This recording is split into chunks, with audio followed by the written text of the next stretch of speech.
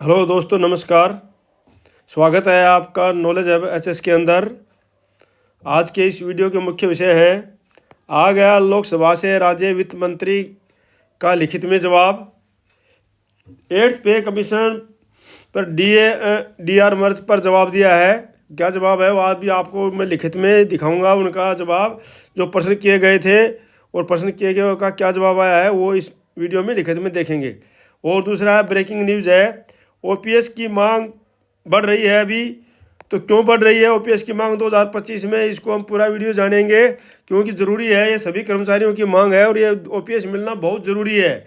NPS में कुछ भी नहीं है, यूपीएस में थोड़ा बहुत दिया गया, लेकिन कर्मचारियों की मांग है कि हमें ओपीएस मिलनी चाहिए। तो इसके बारे में पूरा मुद्दा जानेंगे, क्या है चक्कर और कितना आशा की एक नई किरण जगी है। तो इस प्रकार से जो है इसके बारे में बात करेंगे। अगर आप इस चैनल में नए बने सब्सक्राइब कर लीजिए, लाइक कर दीजिए और शेयर कर दीजिए। इस प्रकार की इन्फॉर्मेशन मैं आपके पास भेजता रहता हूँ, आपकी जानकारी के लिए, आपकी नॉलेज के लिए और आपकी जागरूकता के लिए। तो दोस्तों, ये है भारत सरकार वित्त मंत्रालय।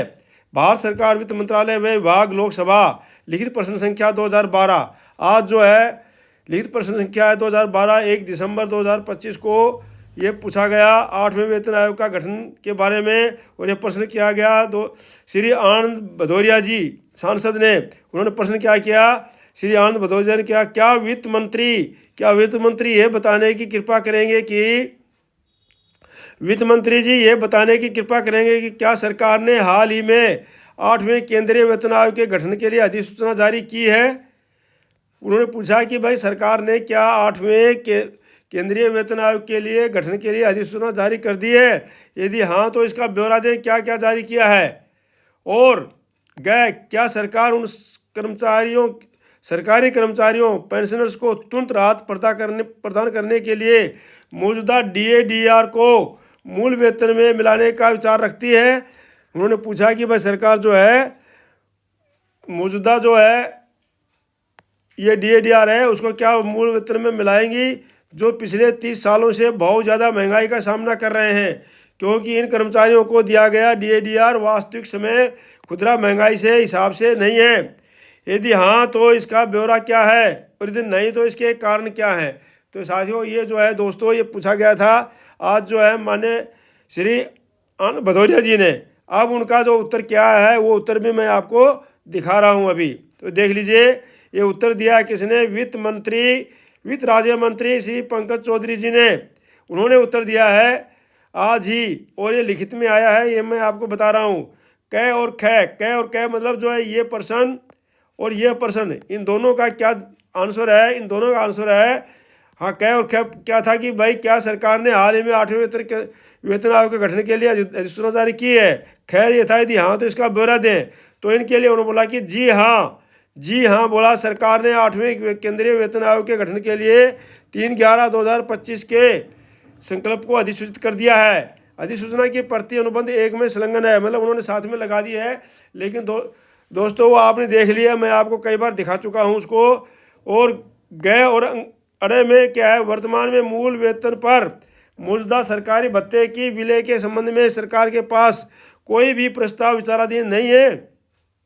उन्होंने बोला है कि भाई जो है पंकज चौधरी जी ने बोला है कि अभी वर्तमान में जो है मूल वेतन पर मौजूदा जो सरकारी भत्ता है उसके विलय के संबंध में सरकार के पास कोई भी प्रस्ताव विचाराधीन नहीं है।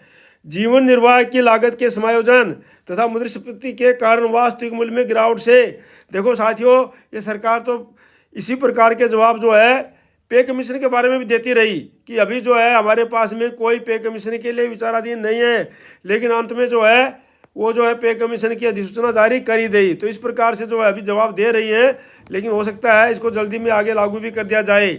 तो बोलता है विचाराधीन नहीं है। जीवन निर्वाह की लागत के समायोजन तथा मुद्रास्फीति के कारण वास्तविक मूल्य में गिरावट से मूल्य वेतन पेंशन को सुरक्षित रखने हेतु महंगाई भत्ते महंगाई राहत को श्रम ब्यूरो श्रम एवं रोजगार मंत्रालय द्वारा औद्योगिक श्रमिकों AICPI के अखिल भारतीय उपभोक्ता मूल्य सूचकांक के आधार पर प्रत्येक 6 माह में समय समय पर संशोधित किया जाता है।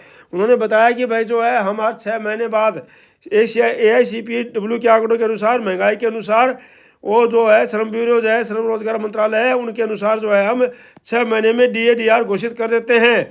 तो अभी उसको हम मर्ज करने का विचार नहीं है। तो ये था साथियों इसका उत्तर। और साथियों अभी अगला है OPS। अभी बड़ी मांग चल रही है ओल्ड पेंशन स्कीम की 2025 की। OPS old pension scheme 2025 government employees renew demand for OPS return. OPS के लिए दोबारा से डिमांड चल रही है।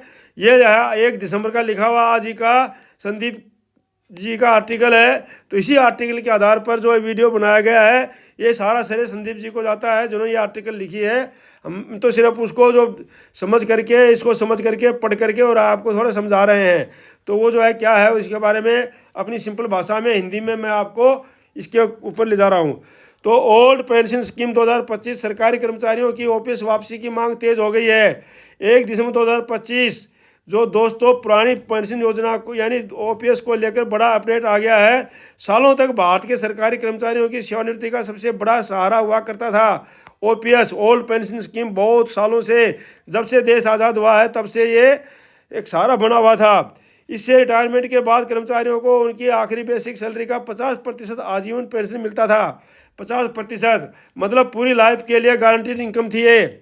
और इससे जो उनका बुढ़ापा बहुत आसानी से निकलता था। लेकिन 2004 के बाद OPS को हटाकर NPS लागू कर दिया गया। सरकार ने कहा OPS से सरकारी खजाने पर बहुत ज़्यादा बोझ पड़ रहा है, और ये बहाना कर करके उन्होंने जो है OPS लागू कर दिया सरकारी कर्मचारियों के लिए।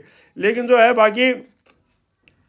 लेकिन अब जो 2025 में फिर मामला गर्मा गया, क्योंकि बढ़ती हुई महंगाई, जीवन यापन का खर्चा और अधिक आर्थिक अनिश्चितता है। OPS में कुछ भी नहीं है। इन सबके बीच सरकारी कर्मचारी फिर सड़क पर आवाज़ उठा रहे हैं। उनकी मांग है OPS वापस लाओ, OPS वापस लाओ। कर्मचारियों का कहना है कि NPS या नया UPS OPS जितनी सुरक्षा और सम्मान रिटायरमेंट के बाद नहीं देता, बिल्कुल नहीं देता साथियों। जो है NPS में तो बिल्कुल भी नहीं है। NPS तो जीरो है। NPS में कुछ भी नहीं है। जो मिनिमम आप रिटायर होते हैं उस समय जो मार्केट में जो रेट चल रहा है, इंटरेस्ट मिनिमम रेट चल रहा है उसके अनुसार मिलता है। तो ये तो बिल्कुल ही जीरो है। इसमें थोड़ा सी आशा की किरण बढ़ी थी, लेकिन इसको भी कर्मचारियों ने नहीं अपनाया है। कर्मचारी बोलते हैं कि हमें तो OPS चाहिए, और बिल्कुल सही बात है, OPS ही चाहिए। देश भर के कर्मचारी फिर एकजुट हो गए हैं। राज्यों से लेकर केंद्र के कई विभागों में OPS की मांग तेज हो गई है, और अब इस पर मुद्दा बन चुका है। सरकार के खर्च और फाइनेंशियल बोझ, कर्मचारियों की सुरक्षा, रिटायरमेंट के बाद की life. What was OPS and what changes in 2004। तो ये मैंने आपको बता दिया था OPS क्या था। OPS जो है पुरानी स्कीम थी, और जो है भरोसेमंद थी, और राज्य सरकारी कर्मचारियों राज्य और सेंट्रल गवर्नमेंट कर्मचारियों के लिए सहारा थी। OPS में रिटायर होने के बाद सरकारी कर्मचारी को उसकी आखिरी बेसिक सैलरी का 50% मिलता था। इससे कर्मचारी को कोई पैसा जमा नहीं करना पड़ता था। पूरा पेंशन बोझ सरकार उठाती थी, और पेंशन गारंटीड होती थी लाइफ टाइम। लेकिन फिर आता है वो साल 2004, और उसमें NPS की एंट्री और बड़ा बदलाव। सरकार ने कहा OPS से सरकार पर बोझ बढ़ रहा है, और फिर लागू हुआ NPS यानी नया योगदान आधारित सिस्टम। अब क्या होता है, बहुत ही खराब सिस्टम है। कर्मचारी और सरकार दोनों वेतन का हिस्सा NPS फंड में जमा करते हैं। पेंशन गारंटीड नहीं है। पेंशन अब निर्भर करती है मार्केट के रिटर्न फंड के ग्रोथ के ऊपर। समय के साथ कर्मचारियों ने चिंता जताई है। पेंशन का कोई स्पष्ट फार्मूला नहीं है। मार्केट रिस्क है। रिटायरमेंट में अनिश्चितता है, और यहीं से बदल गया पूरा रिटायरमेंट सिस्टम। नए कर्मचारियों के लिए OPS की गारंटी पेंशन खत्म, और उसकी जगह नया आया फंड NPS, जिसमें पेंशन तय नहीं होती। आखिर 2025 में मांग क्यों तेज हो रही है? 2025 में ओल्ड पेंशन स्कीम की वापसी की मांग पहले से ज़्यादा बढ़ गई है, क्योंकि इसके पीछे कई कारण हैं। आर्थिक दबाव और महंगाई है। महंगाई, बढ़ती लागत, घर खर्च, शिक्षा और हेल्थ पर बोझ बढ़ रहा है। NPS वाली पेंशन पर जीना मुश्किल होता जा रहा है। OPS में पेंशन फिक्स थी, लाइफस्टाइल गारंटी थी। लोगों का मानना है कि आज आर्थिक स्थिति में OPS ज़्यादा सुरक्षित है। NPS और OPS में असंतोष है। कई कर्मचारी कह रहे हैं कि NPS पूरी मार्केट रिस्क पर है। बिल्कुल सही बात है साथियों, NPS पूरी मार्केट रिस्क के ऊपर है। मैं OPS की भी पेंशन ले रहा हूँ और NPS की भी। NPS जीरो है। जब मैं रिटायर हुआ था जो लागू हुई थी उस समय उतने की थी, उतना की उतनी है। और OPS जो है बहुत ज़्यादा बढ़ चुकी है मेरी, ठीक है नहीं। जब मैं रिटायर होता तो उससे 5 गुना ज़्यादा बढ़ चुकी है। नया UPS भी सुरक्षा नहीं देता है, OPS देता था। मार्केट गिरा है पेंशन का क्लियर फार्मूला नहीं है। यही सबसे बड़ी चिंता है। यूनियन और वर्कर का बड़ा समर्थन है। सरकारी यूनियन, वर्कर्स ग्रुप और कई विभागों के कर्मचारी फिर एकजुट हो गए हैं। उसके लिए पेंशन सिर्फ लाभ नहीं बल्कि सम्मान और सुरक्षा का मुद्दा है। कुछ राज्यों की पहल ने उम्मीद जमाई है। हाँ साथियों, कुछ राज्यों ने पहल की है इसके लिए। उसके लिए एक नई आशा की किरण आई है ओपीएस लाने की, और हो सकता है ओपीएस आ जाए। कई राज्यों ने कुछ कर्मचारियों के लिए ओपीएस की वापसी शुरू भी कर दी है। 2024-25 में इन फैसलों में एक संदेश आया है, ओपीएस वापसी पॉसिबल है अगर राजनीतिक इच्छा शक्ति हो। हाँ साथियों, ये सारा का सारा डिपेंड करता है राजनीतिक इच्छा शक्ति पर। इसके पास जो है राजनीतिक इच्छा शक्ति होती है तो कई राज्यों ने ओपीएस की वापसी शुरू कर दी है। 2025 में एक नया संदेश आया है राजनीतिक इच्छा पर। नतीजा, इन सभी कारणों से ओपीएस को फिर राष्ट्रीय बहस बना दिया गया है और बड़ी सरकारी कर्मचारियों के लिए अब ओपीएस सिर्फ मांग नहीं हक बन गया है।